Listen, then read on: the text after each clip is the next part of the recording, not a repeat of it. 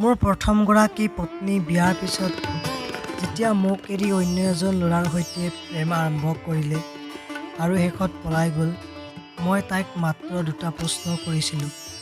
তুমি কি এতিয়া সুখীনে? তাই কৈছিল, "yes mister, I am so' happy." তাইক আৰু এটা প্ৰশ্ন কৰিছিলোঁ, "মোৰ ওপৰত তোমাৰ কিবা অভিযোগ আছে নেকি?" তেতিয়া তাই কৈছিল, "নাই, একো নাই।"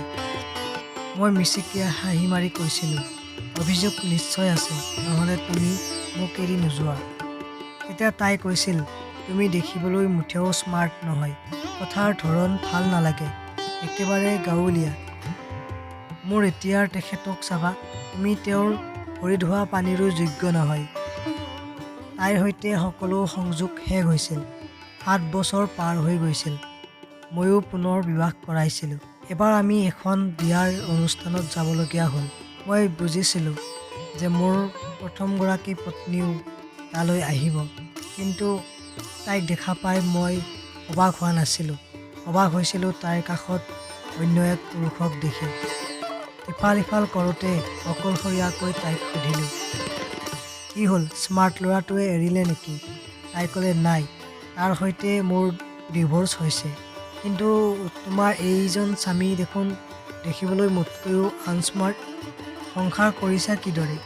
"মুঠেও নহয়, তুমি আগৰ দৰেই তেজপুৰৰ সেই গাঁৱলীয়া ভোটজন হৈ আছা।"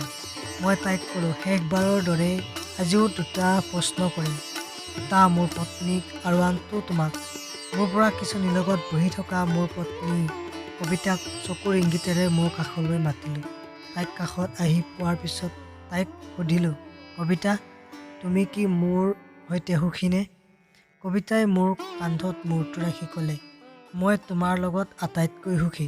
প্ৰথমা পত্নীৰ চকুলৈ চাই হাঁহি কৈছিলোঁ, "ভাবিছা নেকি প্ৰশ্নটো তোমাক কৰিম?"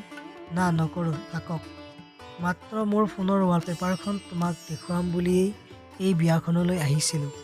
মোবাইলৰ ৱালপেপাৰখনত মোৰ পত্নী কবিতা আৰু মাজত যে সেই কিউট ল'ৰাজন হাঁহি আছে, সেয়া আমাৰ আৰিয়ান প্ৰথম সন্তান। আজি তাৰ স্কুলৰ প্ৰথম দিন। স্কুলত থৈ তাড়াতাড়ি বিয়ালৈ আহিছোঁ। ইয়াৰ পৰা যোৱাৰ সময়ত তাক নিব লাগিব। মই বিচাৰিলেও নিজক সলনি কৰিব পাৰিলোহেঁতেন।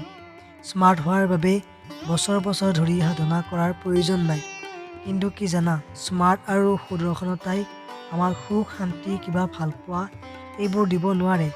তোমাক গুচি যাবলৈ দিয়াটো কি আছিল জানা? মোৰ ভালে থকাৰ অজুহাত। তুমি গুচি যোৱাৰ বাবেই হয়তো মই কবিতাক পাইছোঁ, সুখী হ'বলৈও পাৰিছোঁ। কিন্তু তুমিতো পৰা নাই। ই-ৰিক্সাখন চলিছে বেলতলাৰ 10 নম্বৰ গলিটোত আগবাঢ়ি গৈ আছে। মোৰ কাষত কবিতাই মোৰ হাতখন খামুচি ধৰি আছে। মই অন্যফালে চাই আহি আছোঁ। তাই কিবা ভাবি কৈ দিলে, "মই মাত্ৰ জানিছিলোঁ তোমাৰ এগৰাকী পত্নীহে আছিল। জনা নাছিলোঁ এনে এটা যে বিষাদৰ গল্পও আছিল।" মই খিলখিলাই হাঁহিলোঁ। ইফাল-সিফাল একো নাচাই কবিতাই মোৰ মূৰটোত ধৰি হঠাৎ গালত কিছ এটা কৰি দিলে। মই ভয় খাই গ'লোঁ। য'তে-ত'তে যি-টি মানে। "এই পিছফালজনে নেদেখিলেতো?" তাই কাণত লাহেকৈ ক'লে, "দীঘলী পুখুৰীত লুকাই চুৰকৈ কৰাৰ অভিজ্ঞতা নাই নহয়।" মই হাঁহিলোঁ আকৌ। আজি নিজক বহুত পাতল যেন লাগিছে। আগৰ কেঁকুৰিটো পাৰ হৈয়ে আমাৰ আৰিয়ানৰ স্কুল। ধন্যবাদ।